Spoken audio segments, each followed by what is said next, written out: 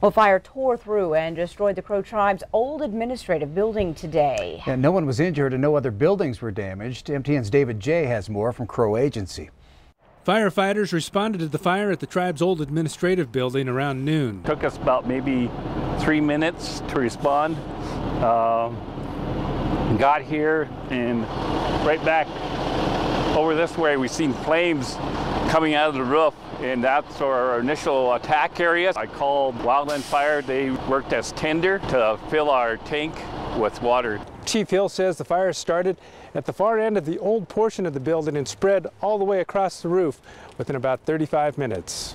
It started here and it just started consuming the roof, and the roof started collapsing, flames going way up in the air. The Crow tribe has been planning on demolishing the building for about a year and a half because of flood damage in the basement. Crews still tried to save the building to keep the fire from spreading. We're worried about that. Maybe a wind will come along and possibly take some ashes to some other homes. That's why we're staying here. And the chief says it's important to stay away from the building.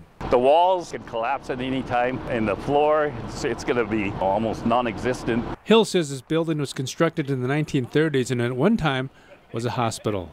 To me, it was a good place, a lot of memories. David Jay, MTN News, Crow Agency. Thanks, David. Now, Chief Hill says all documents, records, and other important items had been moved to the current administrative building. He also says this building is insured.